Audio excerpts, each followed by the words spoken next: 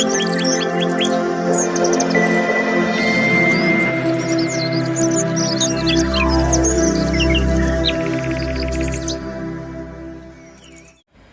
Morning बच्चों।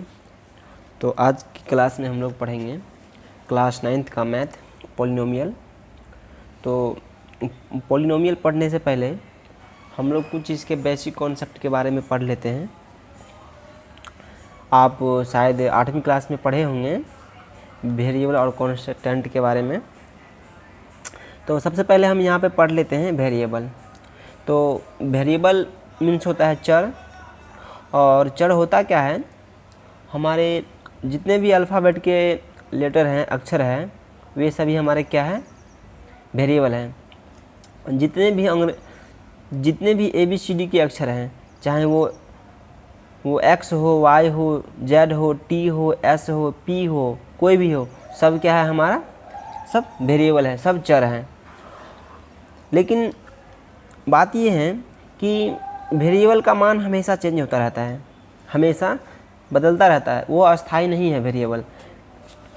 तो मैं आप सभी को एक एग्जाम्पल के माध्यम से बताना चाहूँगा कि वेरिएबल का मान कैसे स्थित नहीं रहता है। जैसे हम एग्जाम्पल में लिए कि x + 9। अब हम बोल दें कि इसमें x का मान निकालिए, तो हम x का मान निकालेंगे।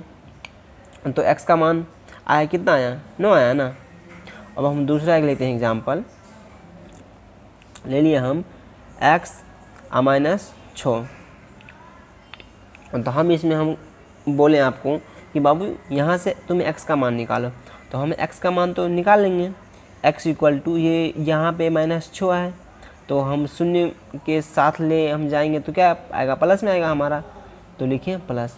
देखिए यहाँ पर x का मान, ये x है ना, यहाँ पे x का मान 9 आया है, -9 आया, लेकिन यहाँ पर x का मान क्या आया है, 6 आया है। कहने का मतलब x का मान क्या होता है, चेंज होता रहता है, बदलता रहता है हमेशा। अब दूसरा कॉन्सेप्ट हमारा है कांस्टेंट।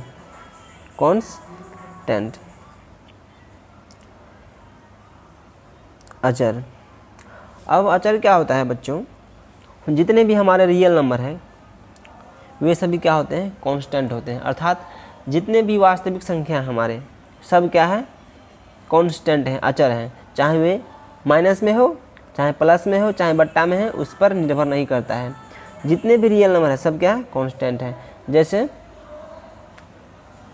9, 4, 1, 3, √7, 5, -1/4, ये सब क्या है इत्यादि, ये सब कांस्टेंट हैं। लेकिन कांस्टेंट का मान कभी चेंज नहीं होता है, कभी चेंज नहीं होता है, कभी बदलता नहीं है। देखिए बच्चों, अभी हम इसको 9 पढ़ते हैं अभी के समय में, लेकिन क्या 6 महीने के बाद हम इसको 10 पढ़ेंगे? नहीं, इसको 9 ही पढ़ेंगे। ये यहाँ 2 है। आज मान लीजिए कि अभी दिन है तो हम इसे 2 पढ़ते हैं, क्या रात होते ही इसे हम 3 पढ़ेंगे? नहीं, 2 ही पढ़ेंगे। तो इसलिए कहने का मतलब कि कांस्टेंट का मान हमेशा अस्थायी रहता है, वो कभी नहीं बदलता है। लेकिन ऊपर में जो हम चर बताए थे, इसका मान हमेशा बदलते रहता है, चेंज होते रहता है।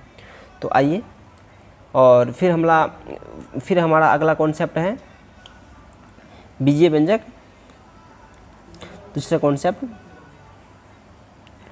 बीजीय व्यंजक। अब बीजीय व्यंजक क्या होता है बच्चों, जब हम लोग अचर को और चर को गुना करते हैं तो उससे जो उत्पन्न होती है वही क्या है, हमारा बीजीय व्यंजक है। जैसे हम लिए अचर को गुना करेंगे किससे के साथ, चर के साथ ना। तो कोई हम लेते हैं अचर संख्या, जैसे हम ले लिए 9 ही ले लिए यहाँ से। तो 9 को हम गुना करेंगे किसके साथ, किसी भी चर के साथ, कोई भी चर ले लीजिए आप। जैसे यहाँ से हम ले लिए y, तो इसको हम लिखेंगे 9y। तो यही क्या हुआ, हमारा बीजीय व्यंजक बन गया। मतलब अब दूसरा एग्जांपल देखते हैं हम लिए यहाँ पर 6 × y, तो ये कितना हो गया हमारा 6y। ये भी एक प्रकार का क्या है, बीजीय व्यंजक है ना। मतलब चर और अचर को जब हम लोग गुना करते हैं तो हमारा बीजीय व्यंजक बनता है। या देखिए ये भी एक प्रकार का बीजीय व्यंजक है। क्यों? क्योंकि हम इसको अपने मन से ऐसे लिख सकते हैं कि 6 गुने और x का पावर 0। क्यों? क्योंकि हम किसी भी चीज़ का पावर अगर शून्य रहता है, 0 रहता है, तो उसका मतलब होता है 1। तो इसको हम लिखें 1 और फिर गुना करके कितना है, 1 ही आया ना। तो ये भी हमारा क्या है, एक प्रकार का बीजीय व्यंजक है। चलिए, तो बच्चों आप समझ गए होंगे ना। ये निश्चित नहीं है कि हमेशा चर और अचर दोनों होना ही चाहिए बीजीय व्यंजक होने के लिए। देखिए, अब हम बताते हैं ये x, तो इसमें तो अचर वाला संख्या नहीं है, तो क्या ये एक बीजीय व्यंजक नहीं है? हाँ, बीजीय व्यंजक है। यदि इस x के पीछे में कुछ नहीं है तो कितना है, 1 है। तो ये भी एक प्रकार का होगा बीजीय व्यंजक। जैसे हम यहाँ अभी आपको लेके बताए थे 6 वाला। अगर मान लीजिए कोई संख्या अगर है सिंगल में ऐसे, तो क्या ये एक बीजीय व्यंजक है? हाँ, हम कहेंगे ये एक बीजीय व्यंजक है। कैसे? क्योंकि हम बताए थे इसमें 6 को हम गुना करेंगे x के पावर 0 से, तो लास्ट में कितना आएगा, इतना ही आएगा ना। तो ये निश्चित नहीं है कि बीजीय व्यंजक होने के लिए चर और अचर दोनों ही हों, कोई एक भी हो सकता है। चलिए, तो हमारा अगला कॉन्सेप्ट अब हम समझते हैं। चौथा कॉन्सेप्ट हमारा है पूर्ण संख्या। पूर्ण संख्या, इसे हम इंग्लिश में कहते हैं वोल नंबर। तो हम समझते हैं पूर्ण संख्या। बच्चों, जितने भी हमारे प्राकृतिक संख्या हैं, वे सब जितने भी हमारे प्राकृतिक संख्या हैं, उसमें यदि हम शून्य को शामिल कर देते हैं तो वह एक पूर्ण संख्या का परिवार बन जाता है। जैसे मैं अभी बताता हूँ आपको। जैसे कि हम लिखते हैं प्राकृतिक संख्या 1 2 3 4 5 6 7 8 9 डॉट अनंत तक।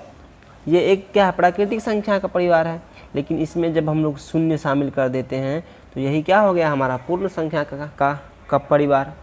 लेकिन याद रखिएगा बच्चों कि पूर्ण संख्या हमेशा पॉजिटिव में होता है, बल्कि वो माइनस में नहीं होता है, ना ही बट्टा में होता है, ना ही रूट में होता है। हम पूछें कि बताओ ये बच्चों, ये √3 एक पूर्ण संख्या है या नहीं है? नहीं, ये गलत है।